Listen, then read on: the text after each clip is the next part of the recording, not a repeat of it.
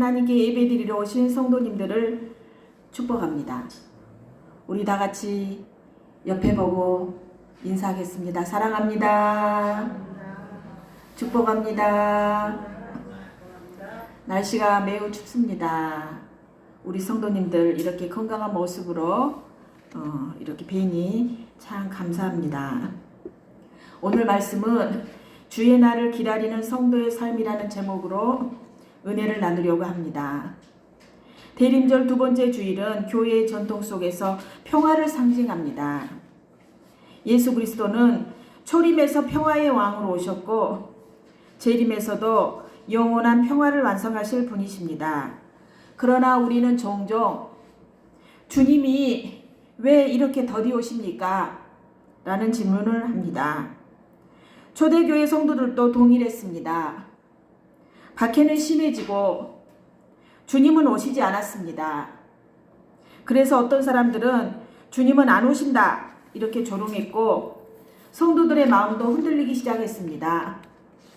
베드로 사도는 이러한 상황 속에서 재림의 지연을 설명하며 성도는 재림을 기다리는 동안 어떻게 살아야 하는지를 분명히 가르쳐주고 있습니다. 첫 번째로 하나님의 시간은 우리의 시간과 다릅니다. 8절에서 9절 보십시오. 사랑하는 자들아 주께는 하루가 천년 같고 천년이 하루 같다는 이 한 가지를 잊지 말라. 주의 약속은 어떤 이들이 더디다고 생각하는 것 같이 더딘 것이 아니라 오직 주께서는 너희를 대하여 오래 참사 아무도 멸망하지 아니하고 다 회개하기에 이르기를 원하시느니라. 아멘.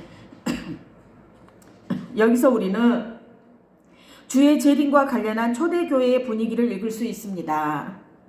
초대교회 성도들은 예수 그리스도의 재림이 머지않아 이루어질 것이라는 믿음을 가지고 살았습니다. 심지어 그들 가운데는 자신의 생전에 예수님께서 천사들을 대동하시고 이 세상을 심판으로 오실 것이라는 믿음을 가진 사람들도 있었습니다. 그러나 여러 해가 지나고 시간이 지나도 예수 그리스도의 재림은 이루어지지 않았습니다. 그 결과 교회 안에서 예수님의 재림에 대한 시기가 늦어짐에 따른 불평이 생기기 시작했습니다. 그러한 가운데 성도들이 그들에게 동조하는 분위기도 자연스럽게 형성되었습니다. 바로 그러한 시점에서 사도 베드로는 본문의 말씀을 성도들에게 준 것입니다. 그는 주님의 재림이 지연되는 듯 보이는 이유를 하나님의 오래 참으심 가운데서 발견하였습니다. 즉 하나님은 모든 사람들이 하나님께 회개하고 돌아오길 원하시기 때문에 참고 기다리고 있다는 것입니다. 이 말은 천국 복음이 모든 민족에게 증거되기 위하여 온 세상에 전파되리니 그제야 끝이 오리라. 마태복음 24장 14절 말씀입니다. 이러한 예수님의 말씀과도 잘 조화를 이루고 있습니다. 8절에 주께는 하루가 천년 같고 천년이 하루 같으니라. 우리는 1년, 10년, 50년을 길게 느끼지만 하나님은 시간의 제약 안에 갇혀 계시지 않습니다. 우리는 지연이라고 느껴지지만 하나님은 지체하지 않으십니다. 왜 주님이 더디 오시는가? 아무도 멸망하지 않고 다 회개하게 하려 하시니라. 아멘.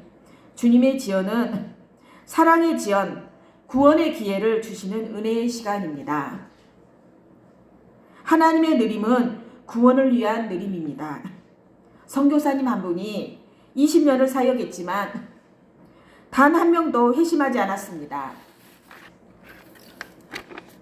그러나 21년째 되는 해에 한 젊은이가 돌아왔고 그 젊은이는 나중에 그 지역을 변화시키는 일꾼이 되었습니다. 사람들은 20년을 지연이라고 불렀지만 하나님은 준비라고 부르셨습니다. 주님의 느리심은 결코 실패가 아니라 구속의 시간표입니다. 두 번째로 주의 날은 도둑같이 올 것입니다. 10절 보십시오. 그러나 주의 날이 도둑같이 오리니 그 날에는 하늘이 큰 소리로 떠나가고 물질이 뜨거운 불에 풀어지고 땅과 그 중에 있는 모든 일이 드러나리로다. 아멘. 여기서 주의 날이 도적같이 오리니 라는 말이 의미하는 바는 예수님께서 재림하시는 날은 어느 누구도 알 수 없고 그날은 예고 없이 찾아오는 도둑처럼 갑자기 찾아온다는 뜻입니다. 마태복음 24장 42절에서 44절 보면 그러므로 깨어 있으라. 어느 날에 너희 주가 임할는지 너희가 알지 못함이니라. 이러므로 너희도 준비하고 있으라. 생각하지 않은 때에 인자가 오리라. 아멘. 하지만 불신자들 가운데는 주님의 재림이 속히 임하지 않는 것을 가리켜 주님의 재림은 없다고 주장하는 사람이 허다합니다. 그러나 이들보다 더 불쌍한 사람들은 하나님을 믿되 재림에 대한 소망을 가지고 있지 않은 사람들입니다. 이들은 눈에 보이는 교회 생활은 충실히 하나 눈에 보이지 않는 하나님 나라에 대해서는 주저하는 곧 현실에 기초하여 신앙생활을 하는 사람들입니다. 하지만 우리가 하나님을 믿고 그의 보내신 예수 그리스도를 구세주로 믿는다면 성경에 기록된 재림에 대한 약속을 믿는 것은 성도의 당연한 의무입니다. 그런데 사단은 지금도 주님의 재림의 사실을 숨기기 위해서 우리를 미혹하고 있습니다. 이단을 통해서 잘못된 신앙을 갖도록 유혹합니다. 또는 재림은 없다라는 지식인의 입술을 통해 우리를 유혹합니다. 이러한 유혹이 있을 때일수록 우리는 성경 말씀으로 돌아가야 합니다. 구약 성경에는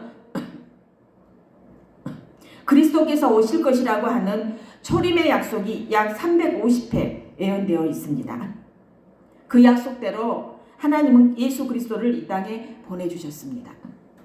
성경에는 또한 그 그리스도께서 다시 오신다는 재림의 약속에 대한 언급이 신약 성경 260장 중 316회나 기록되어 있습니다. 이것은 무려 신약 성경의 20분의 1을 차지하는 분량입니다.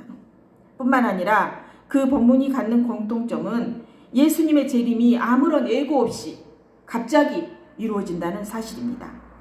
그렇기 때문에 예수님은 그러므로 깨어 있으라. 어느 날에 너희 주가 임할는지 너희가 알지 못하느니라 이렇게 말씀하신 것입니다.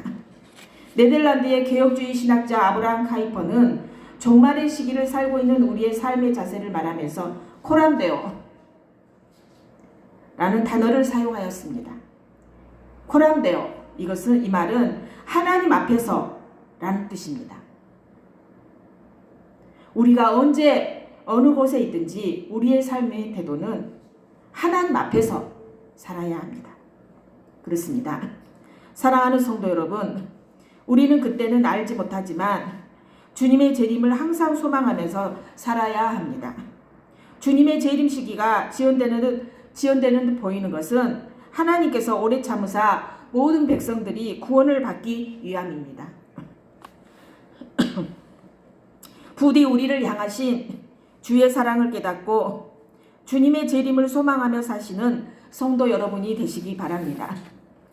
마가복음 13장 32절에서 33절 보면 그러나 그 날과 그때는 아무도 모르나니 하늘에 있는 천사들도 아들도 모르고 아버지만 아시느니라. 그렇습니다. 주님이 재림하시는 날 아무도 모릅니다. 천사들도 모르고 아들도 모르고 아버지만 아시느니라. 주의하라. 깨어있으라. 그때가 언제인지 알지 못함이라. 이렇게 말씀합니다. 누가복음 12장 40절에 이러므로 너희도 예비하고 있으라. 생각지 않은 때에 인자가 오리라. 말씀하십니다. 주의 날이 도적같이 오리니 도적의 특징은 예고 없이 갑자기 침묵 속에서 찾아온다는 것입니다. 재림 또한 그렇습니다. 누구도 그 날과 그 시각을 모릅니다. 모든 것이 한순간에 변할 것입니다. 세상의 가치는 그날 순식간에 사라질 것입니다. 우리는 지금 주님이 오신다면 준비된 자입니까? 아니면 갑작스러운 방문이 두렵습니까? 세 번째로 재림을 기다리는 성도의 삶입니다. 11절에서 12절 말씀입니다. 성도는 거룩하고 경건한 생활을 하면서 예수 그리스도의 재림을 기다려야 합니다. 11절에서 12절을 보면 이 모든 것이 이렇게 풀어지리니 너희가 어떠한 사람이 되어야 마땅하냐. 거룩한 행실과 경건함으로 하나님의 날이 임하기를 바라보고 간절히 사모하라. 아멘. 이는 재림을 앞에 두고 살고 있는 성도들이 가져야 될 생활태도입니다. 여기서 풀어지다가 의미하는 바는 파괴되다, 분해되다, 해체되다 라는 뜻입니다. 실로 예수 그리스도의 재림의 날은 이 세상 모든 것이 파괴되고 소멸되는 두려운 날이 될 것입니다. 하지만 우리 그리스도인들은 주변 상황의 변화에 대해 아무런 두려움을 가질 필요가 없습니다. 세상의 종말의 때에 우리들에게 무엇보다도 필요한 자세는 스스로의 몸을 거룩하고 경건한 모습으로 만드는 것입니다. 그리스도인은 세상 사람들과 믿음으로 구분될 뿐만 아니라 행실로도 하나님의 자녀에 걸맞는 모습을 보여야 합니다. 아브라함의 조카 롯에는 우리에게 중요한 교훈을 줍니다. 아브라함으로 인해 하나님을 믿게 되었고 약속의 땅 가나안 땅에 함께 들어온 롯이었지만 그의 삶은 위기의 연속이었습니다. 아브라함과 헤어지고 소돔의 집터를 마련한 롯의 선택은 처음부터 잘못된 것이었습니다. 그는 소돔의 죄악을 보면서도 그 죄악으로부터 구별된 삶을 살지 못했습니다. 그는 천사들이 그의 집을 방문했을 때 이웃 주민들의 횡포에 대항하지 못하고 그의 딸을 그들에게 내주려고 하였습니다. 그의 이러한 모습은 죄악에 단호히 대항하지 못하고 동조하고 많은 약한 모습이 아닐 수 없습니다. 만일 아브라함의 도움의 손길이 없었다고 한다면 롯과 그의 가족들은 하나님의 심판으로 인해 소돔 주민들과 함께 멸망하고 많은 비참한 결과를 맞이하게 되었을 것입니다.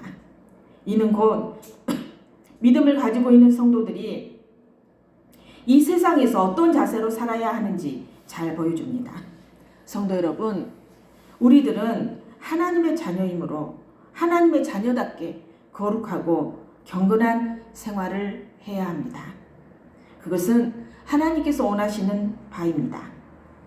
예수님의 재림을 기다리며 사는 성도들이 마땅히 갖춰야 될 자세입니다. 성경 말씀에 의하면 예수님께서 재림하실 날은 어느 누구도 알 수 없고 그날은 예고 없이 찾아오는 도둑처럼 갑자기 찾아온다고 하였습니다. 예수님도 그날과 그때 아무도 모르나니 하늘의 천사들도 아들도 모르고 오직 아버지만 아시느니라 이렇게 말씀하셨습니다. 그러므로 우리 성도들은 항상 예수님의 재림에 대비하는 삶을 살아야 합니다. 그날과 그때를 알 수 없기 때문에 우리는 하루하루를 거룩하고 경건한 모습으로 살아야 합니다. 마태복음 24장 44절에 이러므로 너희도 예비하고 있으라. 생각지 않은 때에 인자가 오리라.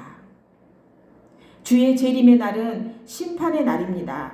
12절을 보면 그날에 하늘이 불에 타서 풀어지고 체질이 뜨거운 불에 녹아지려니와 라고 하였습니다. 여기서 사도 베드로는 주의 재림의 때에 있을 심판을 묘사합니다. 주의 심판은 우주적입니다. 보십시오, 여러분. 하늘이 불에 타서 풀어진다 라고 하였습니다. 또한 물질이 뜨거운 불에 녹아진다 이렇게 하였습니다. 이를 통해 우리는 주의 재림의 날이 이 세상에만 한정된 심판이 아니라 전 우주적인 심판의 날임을 알 수 있습니다. 베드로는 주의 재림 때 전개될 세상의 대파괴를 묘사했습니다. 하지만 하늘과 땅이 녹아내리는 그런 우주적인 대파괴가 구체적으로 무엇인지는 확실치 않습니다. 어떤 이들은 핵폭발로 인한 대파괴로, 어떤 이들은 해성의 충돌로 인한 대파괴로 봅니다. 어쩌면 그것은 단순히 우주와 자연의 질서가 무너지는 것에 대한 수사학적인 표현일 수도 있습니다. 하지만 그것이 무엇이든 믿는 자들은 세상 종말을 두려워할 필요가 없습니다. 믿는 자들에게 그것은 새로운 시작일 뿐입니다. 이것이 파괴될 때 하나님은 죄에 오염되지 않은 새로운 세상을 창조하실 것입니다. 그런데 성경을 보면 하나님께서는 전 우주적인 심판뿐만 아니라 인간 개개인의 심판까지도 심판대에서 이루어진다고 말씀합니다. 고린도후서 5장 10절에 보니까 이는 우리가 다 반드시 그리스도의 심판대 앞에 나타나게 되어 각각 선악간에 그 몸으로 행한 것을 따라 받으려 함이라. 더 나아가 하나님의 보좌 앞에는 우리의 하나하나의 행적이 다 기록되어 있는 책이 있습니다. 하나님의 심판대 앞에 우리 하나하나의 행적이 기록되어 있는 책이 있는데 제가 생각해 보니까 너무너무 부끄럽습니다. 너무나 많은 죄를 지었거든요. 그것에 근거하여 하나님의 심판이 이루어질 것이라고 하였습니다. 주님을 기다리는 사람은 단순히 오시길 바랍니다 라고 말하는 사람이 아니라 삶으로 준비하는 사람입니다. 거룩한 행실, 죄와 타협하지 않는 삶, 말과 행동이 복음의 향기를 나타내는 삶을 살아야 합니다. 경건한 삶, 말씀을 가까이 하는 삶, 기도로 주님과 교제하는 삶, 아멘. 삶의 중심에 하나님을 두는 삶. 기다림은 수동적이 아니라 능동적입니다. 재림을 기다리는 시간은 신앙이 형성되는 시간입니다. 네 번째로 새 하늘과 새 땅을 사모하는 소망의 삶입니다. 13절을 보면 우리는 그의 약속대로 의가 있는 곳인 새 하늘과 새 땅을 바라보도다 라고 하였습니다. 여기에서 나타나는 바대로 하나님을 믿는 성도는 이 세상을 사는 동안 하나님의 의에 거해야 합니다. 하지만 이 세상에서는 하나님의 의가 완전히 성취되지 않습니다. 하나님의 의가 완전히 이루어지는 것은 바로 새 하늘과 새 땅입니다. 그러므로 사도 베드로는 하나님의 의가 완전히 이루어지는 새 날과 새 땅을 바라보며 새 하늘과 새 땅을 바라보며 하나님의 의에 거하라고 말하고 있는 것입니다. 사람이 의롭게 되는 것은 스스로의 선한 행위로 될 수 있는 것이 아닙니다. 예수 그리스도를 믿음으로 인해 하나님께서 값없이 부여하시는 것입니다. 이와 같이 우리는 그리스도 예수 안에 있는 구속으로 말미암아 하나님의 은혜로 값없이 의롭다 하심을 얻은 자가 되었습니다. 그렇습니다. 우리는 이미 하나님께 의롭다 여김을 받았습니다. 그리고 지금도 하나님의 의에 거하고 있습니다. 하지만 하나님의 의는 이 땅에서 완전히 이루어지지 않습니다. 이 땅에는 사단의 세력이 창궐하고 있습니다. 그 세력 하에 있는 불신자의 세력들이 이 사회를 움직이고 있기 때문입니다. 하나님의 의가 완전히 성취되는 곳은 바로 예수님의 재림 후 이루어질 새 하늘과 새 땅입니다. 그러므로 성도들은 하나님의 의가 완전히 성취되는 새 하늘과 새 땅을 바라보며 신앙생활을 해야 합니다. 13절에 보니까 우리는 그의 약속대로 의가 있는 새 하늘과 새 땅을 바라보도다. 아멘. 대림절은 단순히 아기 예수의 탄생만 기다리는 절기가 아닙니다. 우리는 모든 것이 회복이 되고 의가 충만한 새 하늘과 새 땅을 기다립니다. 세상은 여전히 전쟁이 있고 갈등이 있고 불의가 있고 폭력이 있습니다. 거짓이 난무합니다. 어지럽습니다. 그러나 교회는 이 세상만 바라보지 않습니다. 우리는 하나님 나라의 완성을 기다리는 백성입니다. 다섯 번째로 기다림의 마지막 태도입니다. 평강 가운데 부지런히 준비하십시오. 성도는 하나님 앞에서 순전하기를 힘써야 합니다. 14절을 보면 그러므로 사랑하는 자들아 너희가 이것을 바라보노니 주 앞에서 점도 없고 흠도 없이 평강 가운데서 나타나기를 힘쓰라. 사도 베드로는 본조를 통해 성도들이 하나님 앞에서 흠없는 모습으로 지내기를 바라는 것입니다. 점도 없고 흠도 없이 라는 말은 구약시대 성소에 바치는 제물에 빗대어 표현된 것입니다. 구약시대 당시 하나님께 드릴 희생 제물들은 하나님 보시기에 정말 흠이 없고 순전한 것이어야 했습니다. 이에 베드로는 이와 같이 성도들도 온전한 마음을 지녀야 한다. 주님께서 오실 날 평강 속에서 주를 맞이할 수 있을 것이라고 가르치고 있습니다. 그렇습니다. 하나님은 지금도 우리가 순전하게 되기를 원하십니다. 그렇다면 우리가 어떻게 해야 순전할 수 있을까요? 구약시대에는 우리의 죄가를 도말하기 위해 희생제물을 드렸습니다. 하지만 예수 그리스도의 이 땅에 오심과 십자가에서의 구속의 성취로 인해 이제 우리는 예수 그리스도를 믿기만 하면 하나님으로부터 죄 용서와 구원을 받게 됩니다. 그 하나님이 구원받은 우리에게 순전한 삶을 요구하고 있습니다. 하나님은 오래 참으심으로 구원을 이루어 가십니다. 15절에 보니까 또 우리 주의 오래 참으심이 구원이 될 줄로 여기라. 이는 오래 참으시는 주님의 속성을 잘 드러내주는 말씀입니다.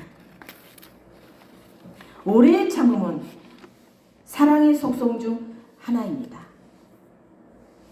사랑은 언제나 오래 참고 사랑은 언제나 온유하며 아멘. 오래 참음은 사랑의 속성 중 하나입니다. 고린도전서 13장 7절에 모든 것을 참으며 모든 것을 믿으며 모든 것을 바라며 모든 것을 견디느니라. 또한 성령의 9가지 열매 중 하나입니다. 본장 9절을 보면 주의 약속은 어떤 이에 더디다고 생각하는 것 같이 더딘 것이 아니라 오직 너희를 대하여 오래 참사. 여러분, 우리가 한 영혼이라도 구원하려면, 전도를 하려면 오래 참아야 됩니다. 우리가 전도하는데 전도한다고 막 그 사람들이 오던가요? 사랑은 언제나 오래 참는 것입니다. 너희를 대하여 오래 참으사 아무도 멸망하지 않고 다 회개하기에 이르기를 원하시느니라. 오래 참는 것은 하나님의 본 모습입니다. 하나님께서는 지극히 오래 참음으로 죄인들이 회개하고 돌아오기를 기다리십니다. 그리고 하나님은 절대 포기하지 않으십니다.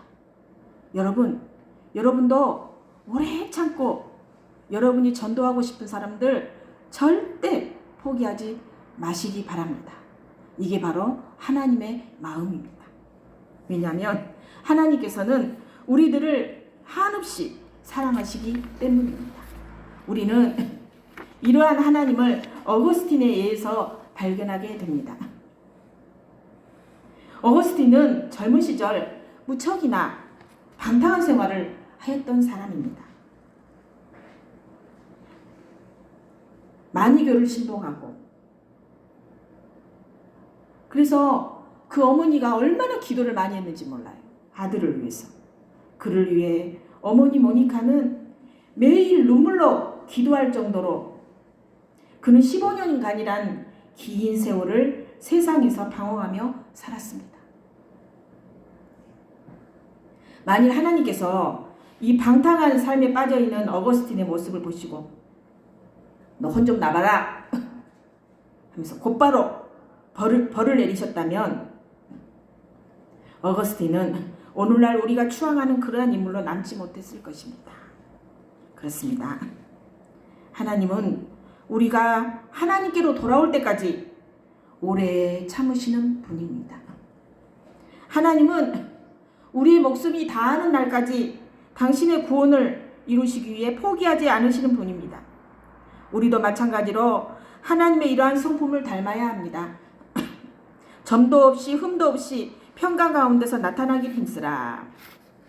성경은 평강 가운데 나타나라 말합니다. 이는 두려움과 불안 속에서 주님을 맞는 것이 아니라 평화의 왕을 평화로운 마음으로 영접하라는 뜻입니다. 사랑하는 성도 여러분, 대림절은 기다림의 절기입니다. 그러나 이 기다림은 막연한 기다림이 아니라 구속사적인 기다림입니다. 하나님은 구원을 위해 시간을 사용하십니다. 주의 날은 갑자기 올 것입니다. 성도는 거룩함과 경건함으로 준비해야 합니다. 새 하늘과 새 땅을 소망해야 합니다. 평강 가운데 주님을 맞을 준비를 합시다. 주님, 언제 오십니까? 이렇게 묻는 것이 아니라 주님이 오실 때 나는 어떤 모습으로 서 있을 것인가? 오늘도 하나님은 기다리십니다. 우리를 향해 오래 참으시고 우리의 믿음이 자라기를 기다리십니다. 대림절 둘째 주일 주님의 날을 소망하며 평강 가운데 기다리는 성도 되시기를 축원합니다. 기도합니다.